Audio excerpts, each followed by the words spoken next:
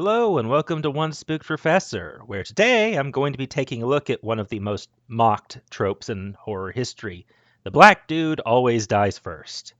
In a genre where there are very few groups of people spared a gruesome death, there are some people who tend to die more than others. And there's almost this expectation to the point that several comedies and even other horror movies have made fun of it, that the black man doesn't have a very good chance of it making it through that movie alive. Today, I want to take a look at where this came from, how accurate it is, and some other stuff that might want to look at in relation to this. The trope of the black dude dying first is most prominently associated with American horror, particularly horror cinema. That's no surprise considering America's demographics, extensive history of film, and even more extensive history of deep-seated racial issues. Society shapes art, makes sense. Still, it might surprise you to know that the black dude dying first is not actually as common as you'd think. In fact, it's relatively rare. That doesn't mean the black guy will make it through the horror movie. Oh no. In a genre dominated by final girls who are usually as white as they are female, black men do not have good odds. But they are not often the first to go. And indeed, only a few horror movies popped into my mind where this was the case. I'm actually more familiar with the black guy dying first in non-horror movies. In The Edge, a movie where this was actually mentioned in a very famous review, the third wheel of the movie, who isn't Anthony Hopkins or the guy screwing his wife, gets eaten by a bear. That review I just mentioned, mocking this as the black dude dying first and kind of bringing it back into modern consciousness, was penned by Robert Ebert. And you can see this in a lot of other movies as well that are not necessarily horror movies. The first on-screen death in 300 that isn't a baby is the Black Messenger. The only pilot that dies in the movie Stealth, it's the black guy.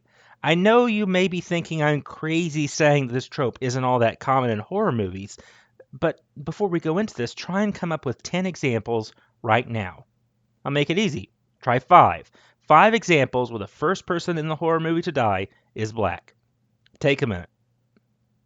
I had to go on TV tropes to fill out this list in my head for 10 of them, much less 5. Some of which made me go, oh yeah, I remember that one. I should have remembered it. I should have even said it here. If it wasn't just horror movies, I'd have been able to do much better. Count off the 10, no problem. But within horror movies, it's a little bit more difficult. But even including all the horrible direct-to-video shows that my dad and I watched when I was a kid and my mom left town, they usually killed off someone before the black dude got eaten, cursed, offed in some other horrible fashion, or just plain shown the exit from the movie. Black girls, slightly longer lifespan on average. Still, it's more common for black characters to live past the first fatality than to be the first fatality.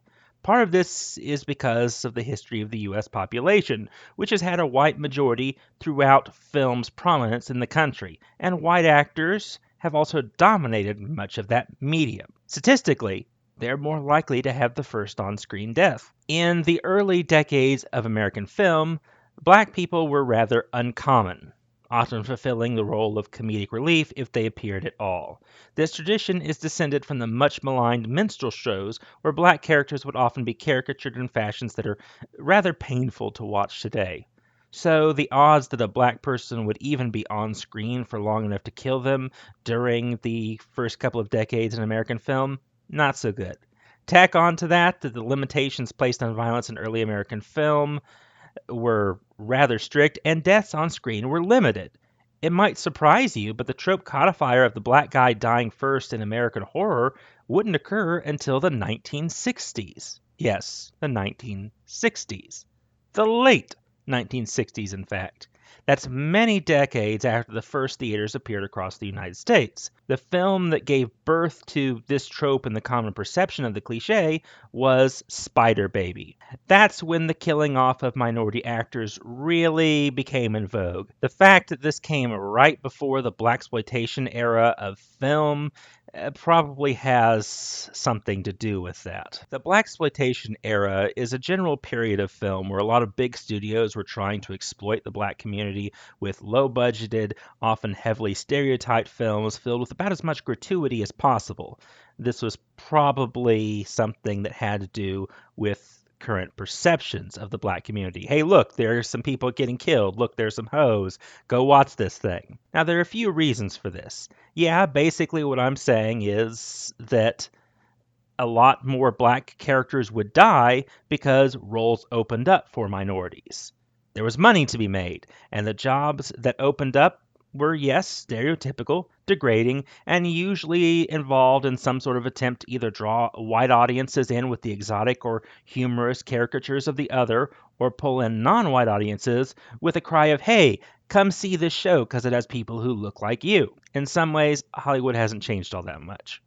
The correlation between Hollywood's blaxploitation craze and the increased focus on violence is what probably fueled this trope. The fact that the 70s were that transitory period between classic and modern horror, with many icons of horror popping up throughout the next few decades and bringing horror into what would be the mainstream, is probably why we have such a fixation on this craze to begin with. So yeah, the trope of the black dude dying first came into prominence around the same time of many of the hallmarks of early modern horror. The violence of racism certainly can be present in horror movies, particularly those that focus on it as a prominent theme. In this case, black characters dying first or terribly often occurs for reasons outside simple exploitation, often reflecting atrocities committed against the oppressed or allegorically addressing racism. Many recent films where this is the case are Get Out, Antebellum, and the Candyman remake. Note that just because the work's main cast aren't white doesn't mean the work is about race or that it's exploitative.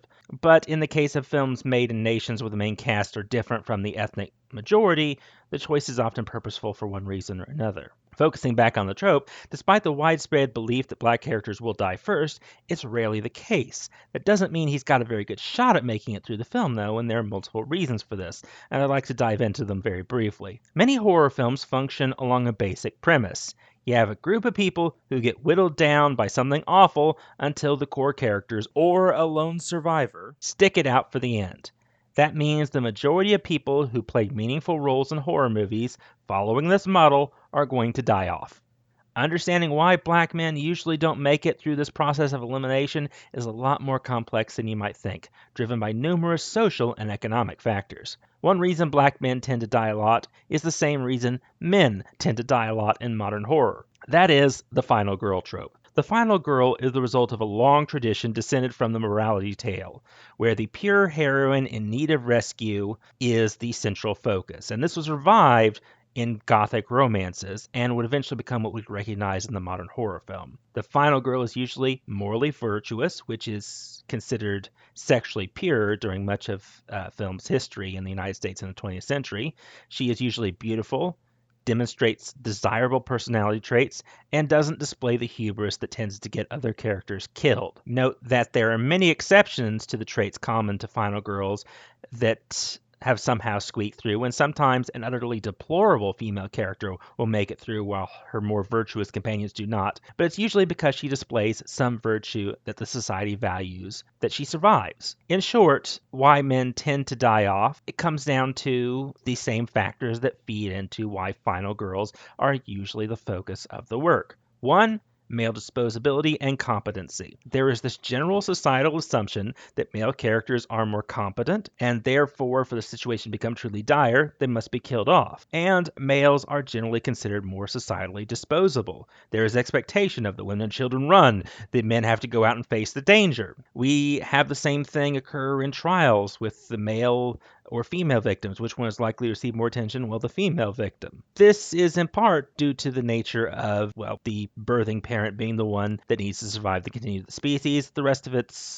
has a lot to do with gender roles and our societal perception of those roles. Due to the fact that many societies have placed special value upon the parent that carries around, hey, this baby for 9 months. So a society is going to survive better if it places value on their survival, on the reproductive survival of the species, of the society, sending the men out to go die. And this is reflected in many ways in women implicitly having value and men having to earn value. So when we see a rando die, and we know nothing else about that rando than their gender, we are going to have a different reaction based on whether they're a man or a woman, because that's the only information we have, and there is an implicit value placed on one over the other. And you can see this reflected in many gender roles that even while the male is often given a great deal more autonomy, they're often treated as a more expendable asset. And this has come over into storytelling with male disposability.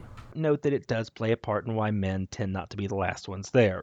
There's another feature that drives a final girl to both usually be white and to be the last person who makes it. The idea of the audience only sympathizing with people who look like them, or who look like what people want to believe they look like.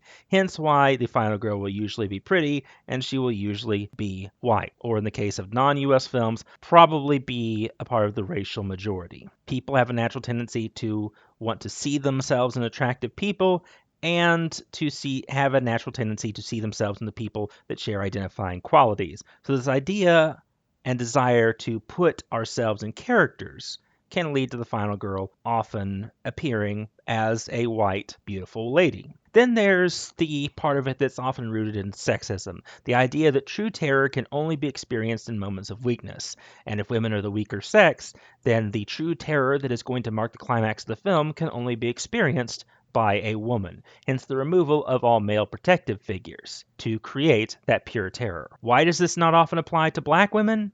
Well, sometimes the final girl is indeed black, but that's less common, and there are a few reasons for this, many of which I've kind of touched on before. The first, of course, has to do with the population of the United States. Next is the overall more common casting of white actors during the 20th century. Then comes the racial stereotypes and the cultural perceptions more endemic in America and its cinematic history with race. Take the blaxploitation era of film, for example, where many black characters are caricatured. Many black female characters are loud, opinionated, and heavily sexualized.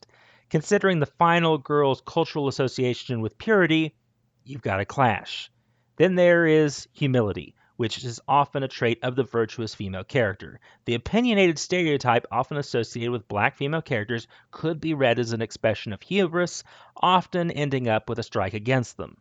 The final girl is also a person who will experience the purest form of terror in the film, often facing a fully revealed horror at its most powerful with no one else to help her. Her vulnerability and abject fear is meant to resonate with the audience. Considering existing stereotypes of white damsels in distress and the overall perception of black women as having more bravado and being less vulnerable, you have more reason to find the final girl sympathetic and weak if she is white. There's an expectation of her being more helpless. Another reason is that characters who fill certain roles will die sooner than others. Two roles that the black man usually fills within American cinematic history are those of the comic relief and the solid example of masculinity. Think about it. Remove all of the funny black men or strong, very masculine black men from American film, and how many do you have left? Because you've already removed every role that Samuel L. Jackson has ever played, and probably every role played by Denzel Washington as well. Well, minus villains and minor characters. While many horror movies have comedic characters, these characters will either become more serious or get killed off. Unless, of course, this is a horror comedy where the comedic element is supposed to remain throughout the work. The funny guy dying off is generally a signal that things have turned serious. If many black guys are the comic relief because of the history of minstrel shows and how it's influenced the racially caricatured comedy, uh, they're usually gonna die. The masculine, strong male figure, who is the physical rock of the group, is another character that usually gets killed off to show things are getting serious. His death can be used to establish the credentials of a monster or killer and raise the stakes of the story, and the removal of his stabilizing force provided by his masculine presence also indicates, oh shit, we're a lot more vulnerable. Since this is pretty much the other common role that black men tend to play in American stories, uh, their survival chances are not good. An example of this can be seen with Parker in Alien and Sergeant Apone in the sequel.